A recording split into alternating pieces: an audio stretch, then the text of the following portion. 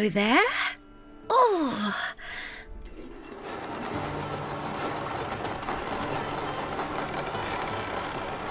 I suppose you're wondering what this is all about. I remember your aunt being just as surprised. Allow me to introduce myself. My name is Arbitrix. I am the master of the table and a prodigious teller of tales. And you, my friend, are about to embark upon quite the adventure. I hope you're ready. The storm came out of nowhere. The ship is on its way back to the biggest port in the Crown's Islands. Its voyage has been a success.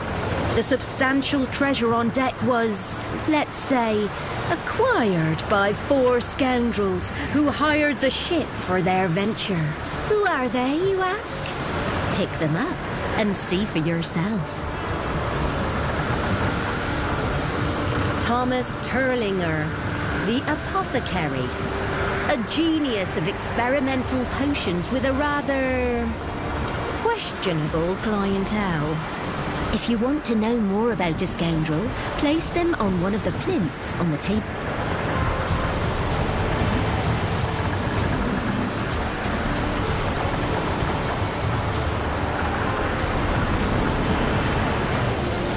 This one calls herself Nuna. Don't ask where she got her heretical, and very illegal, powers of dark sorcery.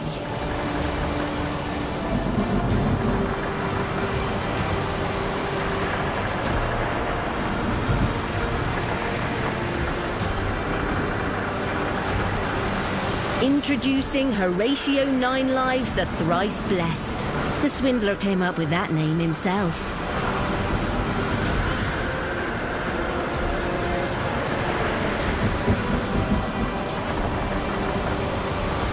This is Hammer, a violent thug who's really good at solving problems with her ironclad fists.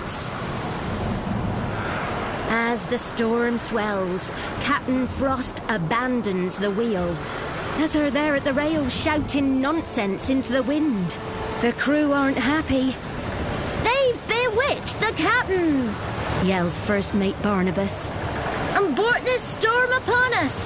We must take the ship for ourselves!" This is mutiny. A band of heroes would try and talk the crew around, but these are scoundrels. The best way they know to end a mutiny is to put it down. Hard. Time to fight. Each turn, you must spend.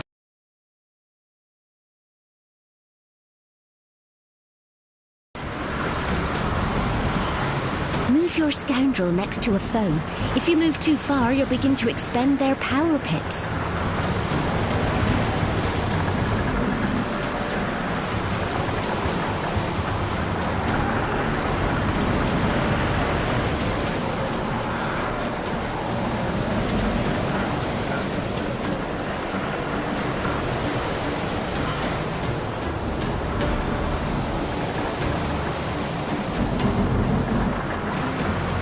Play this card on a foe within range to expend power pips and attack.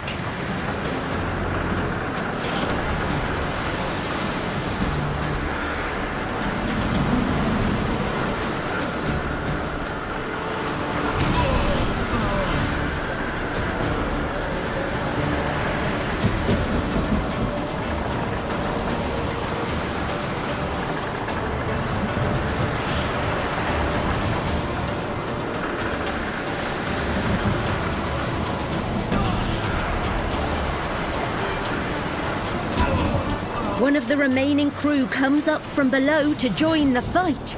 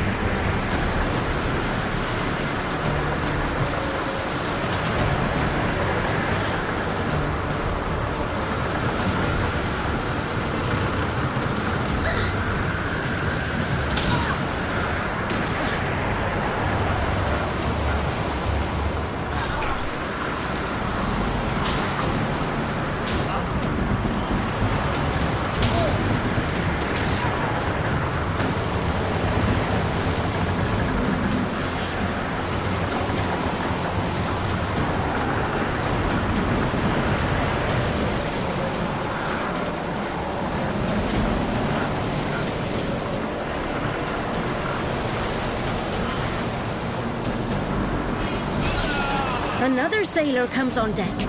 Looks like the whole crew is in on the mutiny. The scoundrels will have to defeat them all.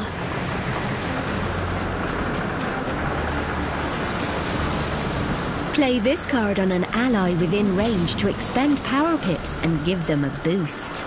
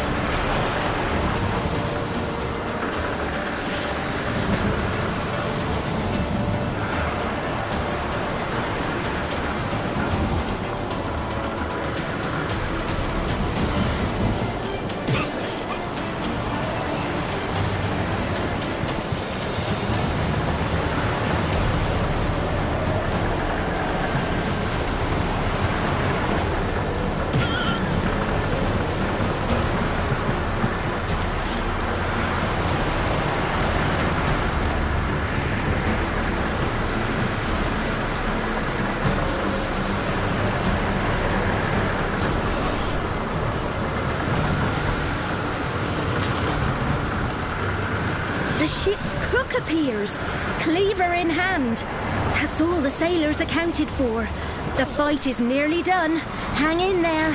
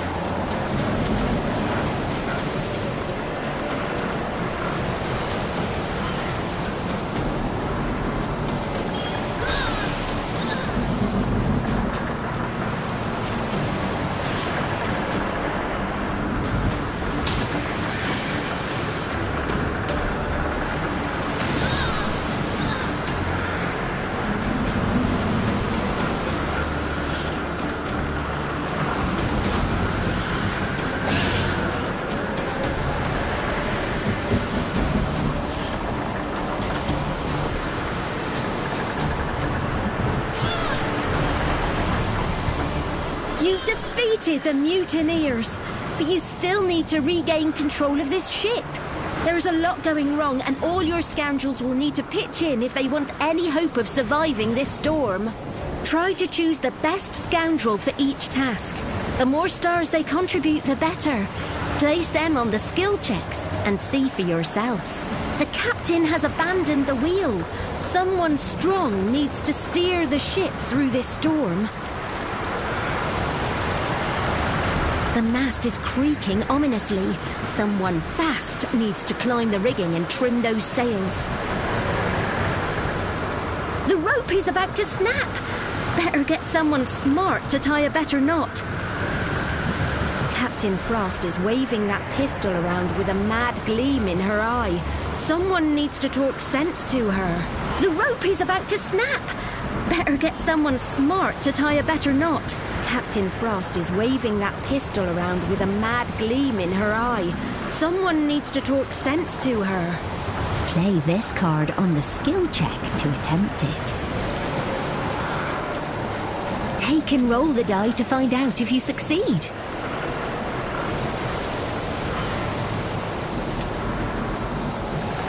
Well, at least it didn't break anything important. Let's hope you don't need a cannon anytime soon.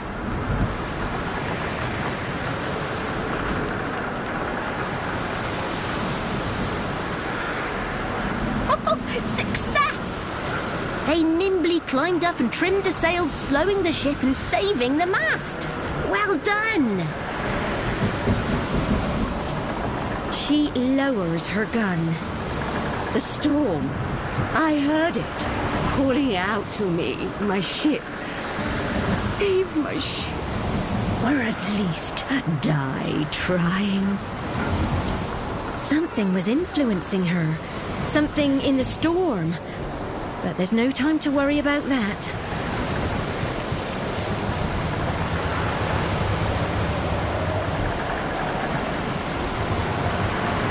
They strain against the wheel and manage to hold on, steering clear of the worst of the storm. You've done all you can for now. The ship's as safe as it can be. And just as well as a giant wave is about to roll over the deck. Brace for impact! I've always wanted to say that. Unfortunately for these scoundrels, there are only enough safe handholds left for 3 people. One of them is going to be washed overboard. Question is, which one? It's up to you who fails to hang on. Once you've made your decision, pick them up and throw them overboard.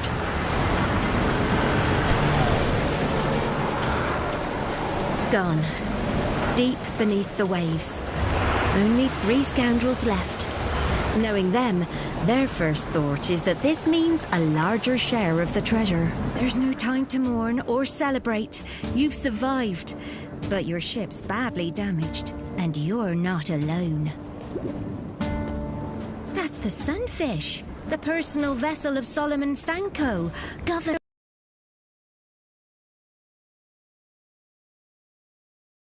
Oh, it's still in better condition than your poor ship. Wait, those aren't sailors. They're orcs, the most feared pirates in these seas. The governor and his captain are tied up on the deck. The orcs clearly don't want you interfering with their plans. Prepare to be boarded.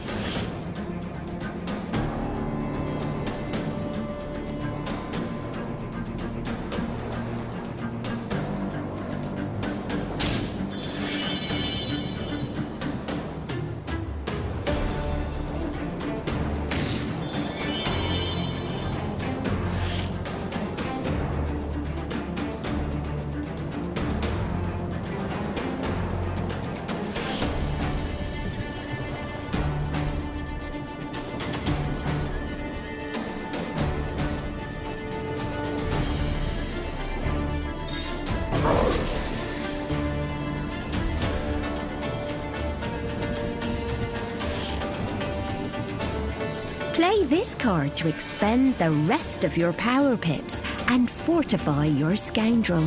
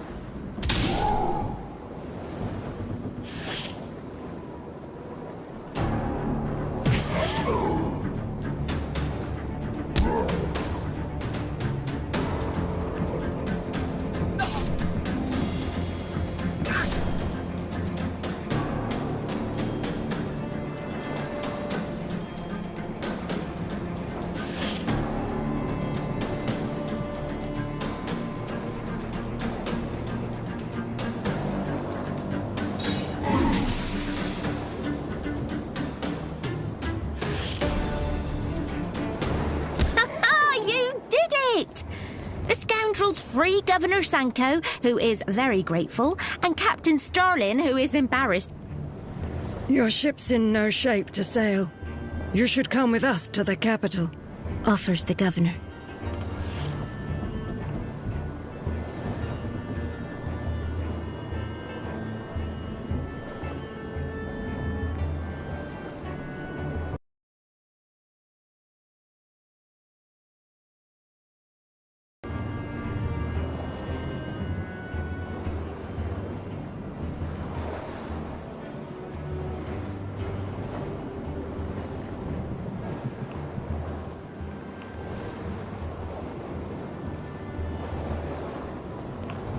The governor's right.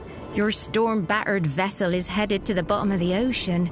It seems the scoundrels have no choice but to bring their precious treasure aboard the Sunfish.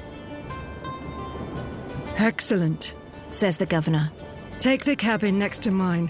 When we get to Half Arch, you shall be properly rewarded for your bravery.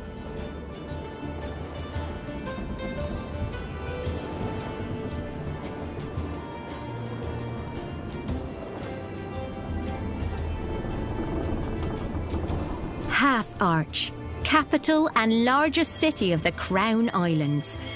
Home to fishers, traders, smugglers, artisans, privateers, and scoundrels. Come with me, insists Solomon Sanko. The governor is determined to make good on his promise. Later that day, after a feast in his estate, the governor surprises the scoundrels with something they never thought they'd experience: fame and glory. All hail the heroes of Half Arch! Thomas Turlinger, brilliant apothecary dedicated to helping others. This is Hammer, warrior of true conviction and strength. Nuna the Wise, who protects us with mysterious powers. Unfortunately, our heroes can't stay for long, so let's drink in their honor.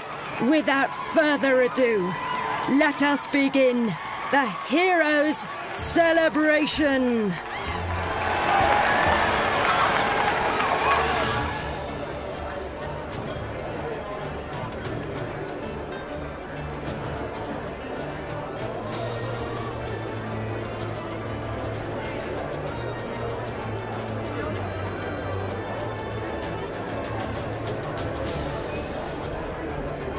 I hope you had a pleasant evening.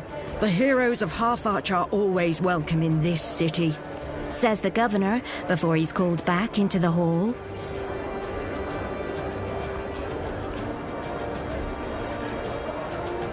Ah, it's the heroes. Leaving already. That's a shame. May we meet again in equally joyful circumstances, Captain Starling says before excusing himself. After a round of farewells, the scoundrels slip away. Though they've lost one of their number, they've gained a second chance. They agree to split the treasure equally and go.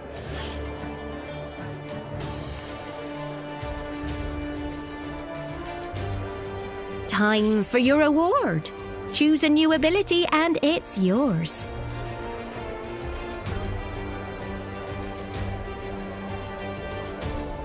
Thomas appraises the treasure with a keen eye, weighing his options before scooping several stacks of coins into pouches and leaving Half Arch.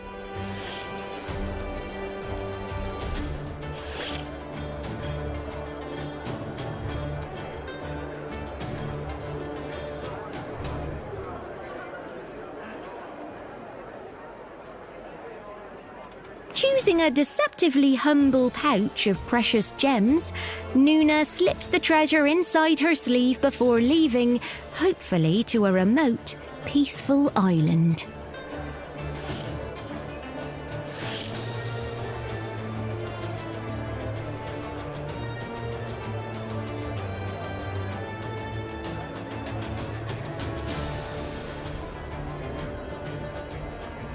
The hammer shoves a few bars of solid gold into her rucksack before leaving Half Arch. She doesn't know what her future holds, but she's never been one for making plans. And with that, the treasure chest is empty, and our scoundrels...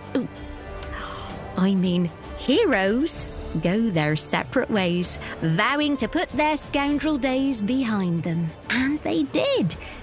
Well, at least for some time.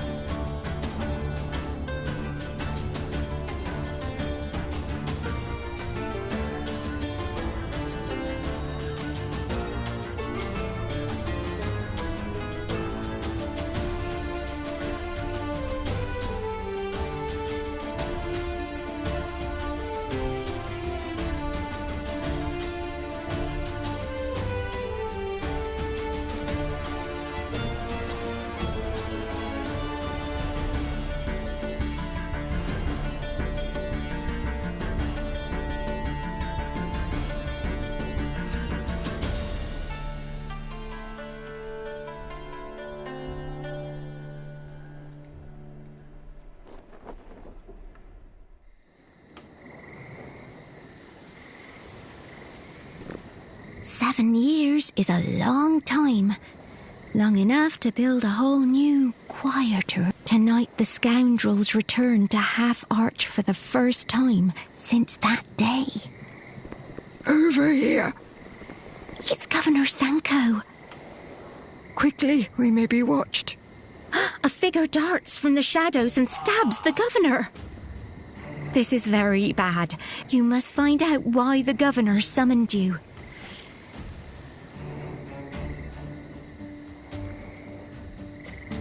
The governor is barely conscious and gravely wounded. Your scoundrel tends to him as best they can. A city watch patrol. This is not good timing. More city watch. They must have heard something while on guard duty on the West Dock. That's not good either. And then there's the governor's mysterious assailant. They're getting away. 3 problems. And only 2 of you left. Make a choice, quick.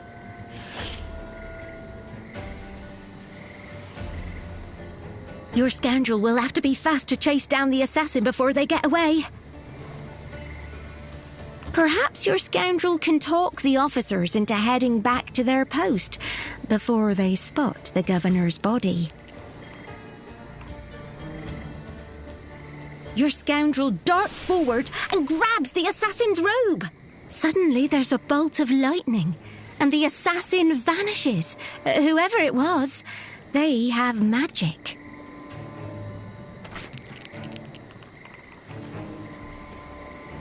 Your scoundrel acts drunk and begins a long, boring story about tripping over crates. The guards make excuses and leave quickly.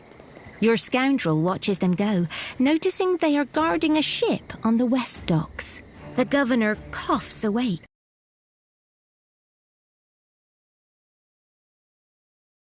If you were going to kill me, Hammer, you'd do it with your own hands. Oh yes, I know about your past, about all of you, and soon everyone else will too. And he takes his last ragged breaths. A quick search of the governor turns up a map of the islands with several locations marked, each one horribly familiar to one of the scoundrels. No time to wonder what the governor's words or map mean. The City Watch have seen the scoundrels with his dead body. You'll have to fight them off.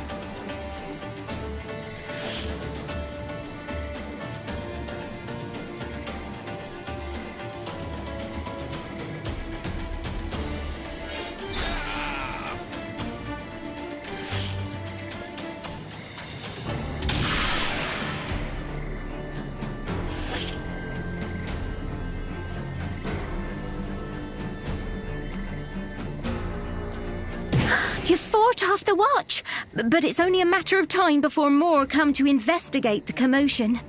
You need to get out of Half Arch, and that means you need a ship. At the east docks is the governor's ship, the Sunfish.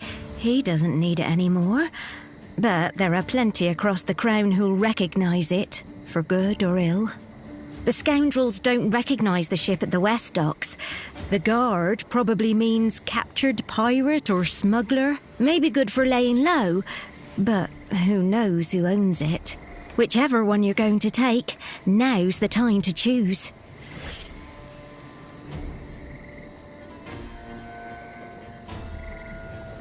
The Sunfish has been restored to its former glory since the storm 7 years ago. Captain Starling is still in command, or should be.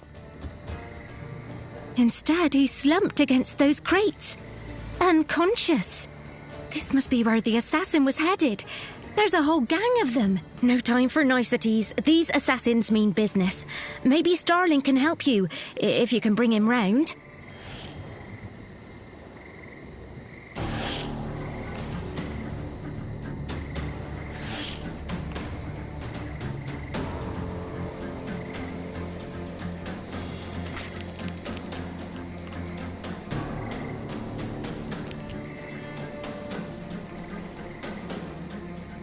Starling stirs. He's waking up, but needs some more help to get back on his feet. Keep trying.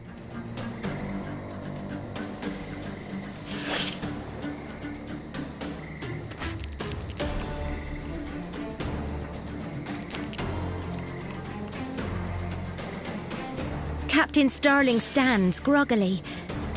You. Thanks for your help, again. Let's deal with these gallows monkeys. Then we'll talk.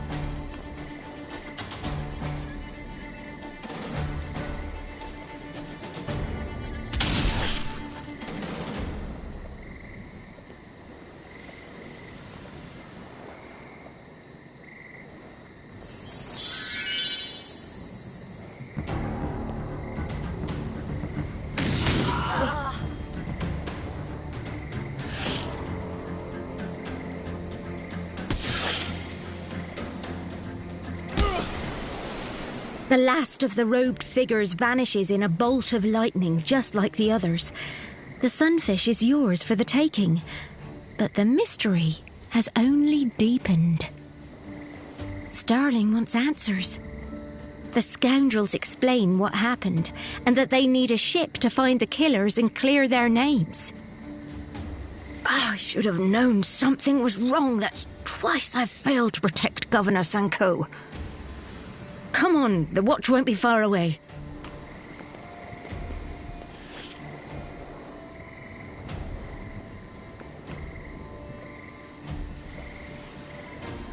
We have a fair wind. Lose the topsails. I'll see this through with you. I need to bring his killers to justice, and besides, you need a sailor.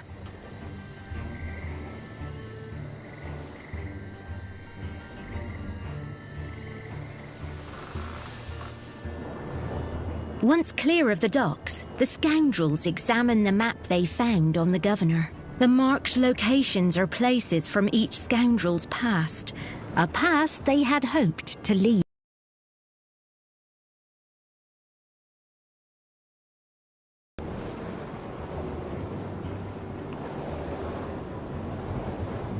Captain Starling is surprised by something on the map. Let me see that. These symbols, it's an old sailor's code.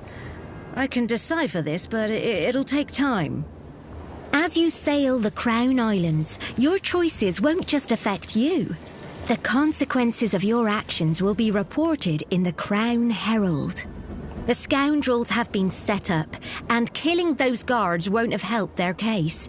You're going to have to find out who framed you to clear your name. Who was the masked assassin? And who knew the scoundrel's secrets and told the governor? Your scoundrels will need all the help they can get. Go on, pick an upgrade.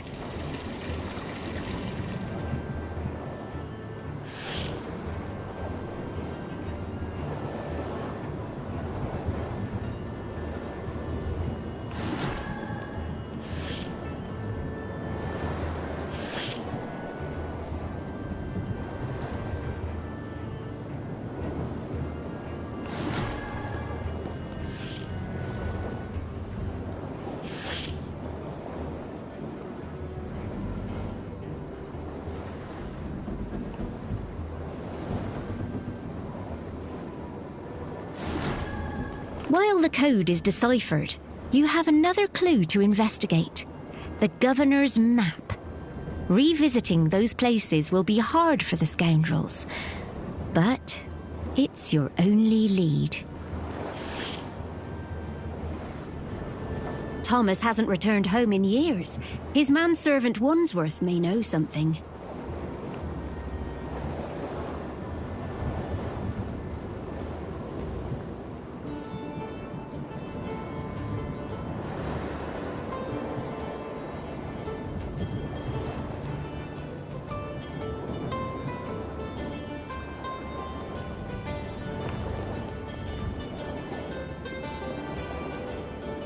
As night falls and the ship nears the Emerald, the crew fire a barrage of questions at Thomas. He holds up his hands for silence. He'll address each of them in his own time.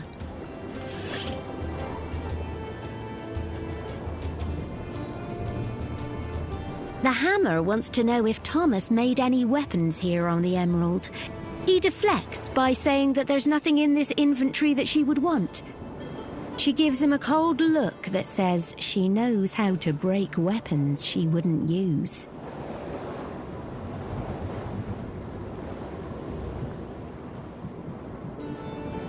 Nuna senses something in these waters, something powerful.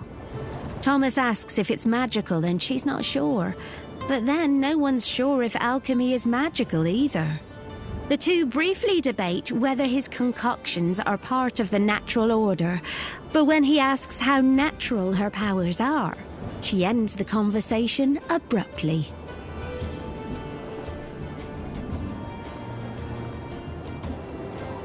One of my first assignments, years before I was made captain, was investigating possible criminal activity on the Emerald. 6 of our crew were eaten by giant insects, and we were nearly sunk by pirates. Do you mean to say I was investigating you? Thomas shakes his head and mutters something about research. As the Emerald draws near, Thomas waves aside any further questions. He has more preparations to make before revisiting his one-time home.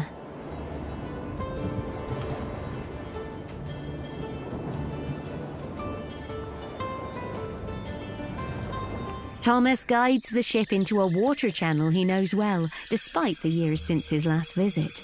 Even in the darkness, the scoundrels can tell he's unsettled.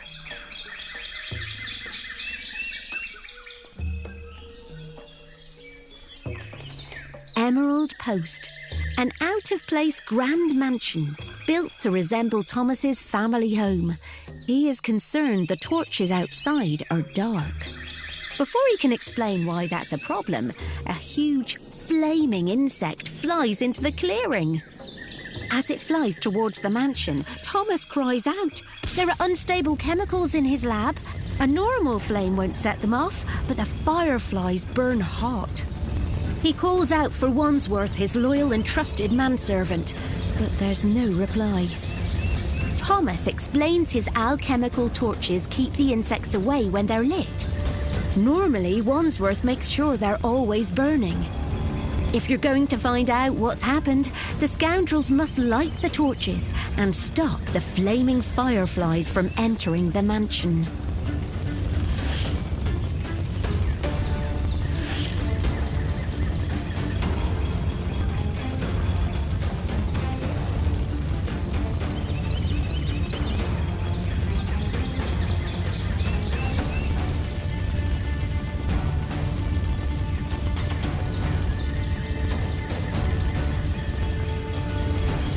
These alchemical torches require a complex procedure to light.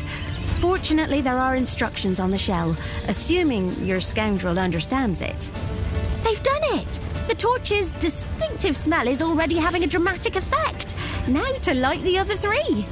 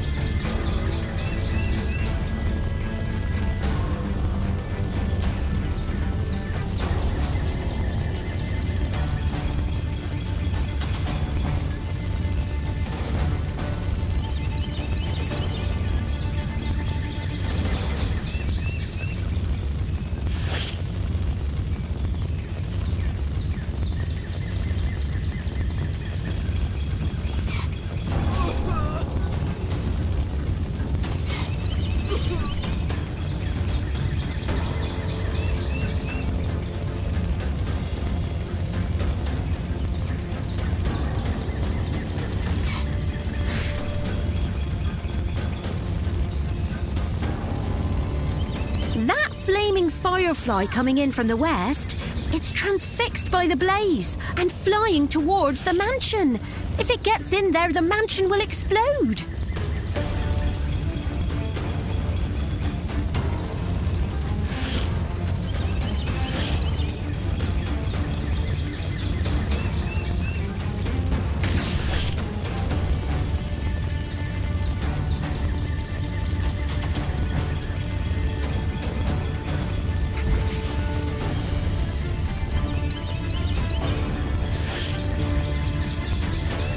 Your scoundrel needs to follow the procedure to light the torch. Your scoundrel has begun the lighting procedure. Keep going to complete it.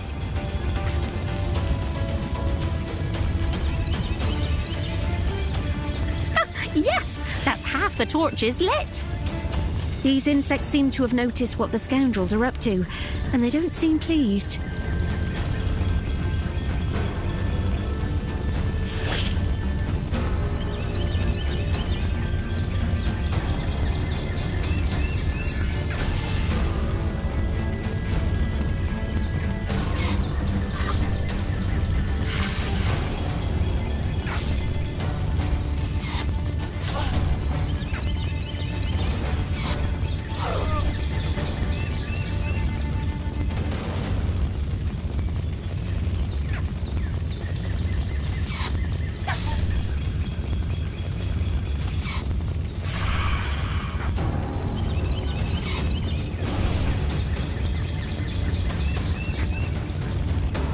Uh-oh.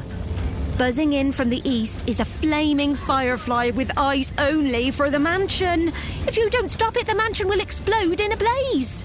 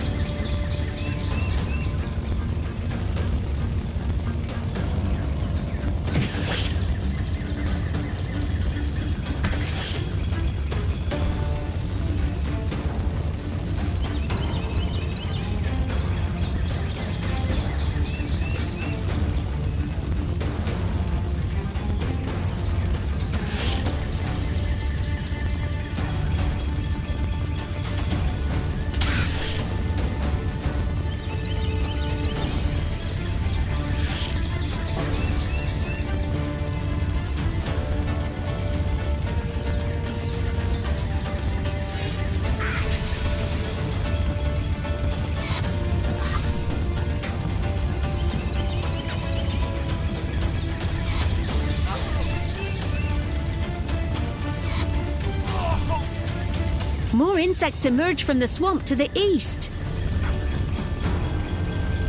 Oh, another flaming firefly appears from the west, heading for the mansion. You better stop it.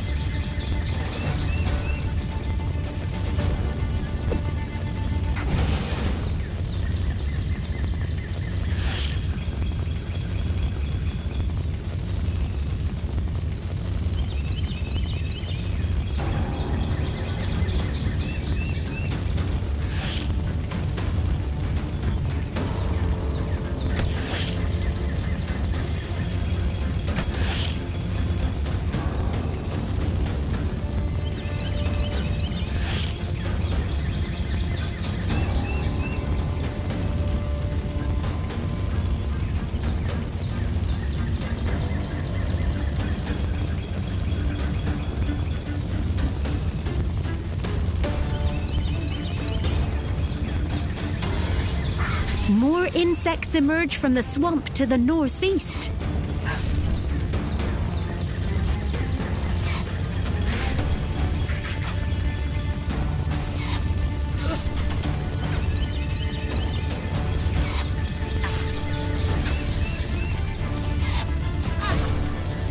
Another flaming firefly appears from the east, heading for the mansion.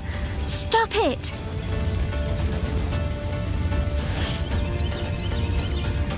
Your scoundrel needs to follow the procedure to light the torch. Nearly there. Just one more torch left to light.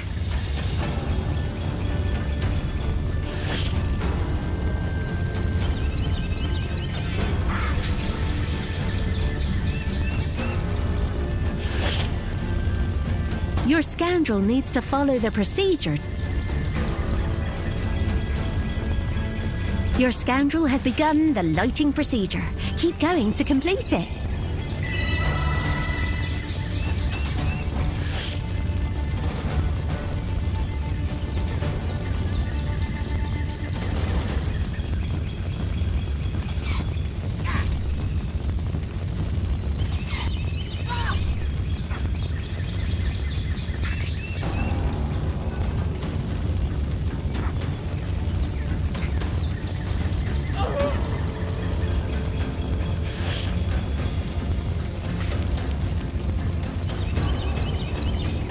Is lit! That's all of them!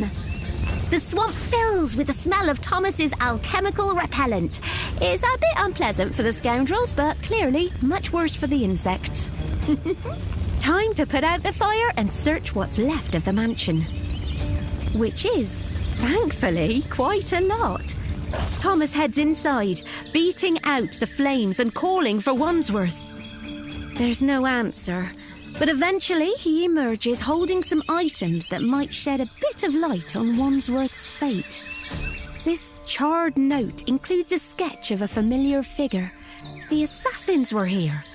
But it's drawn next to a hastily written list of supplies. Wandsworth is, or was, alive and fled the island. There's also a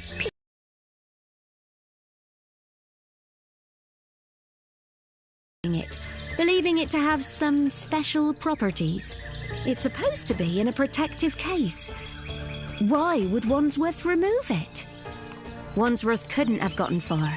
In fact, there's only one place Thomas can think of. You'll have a chance to catch him if you move quickly.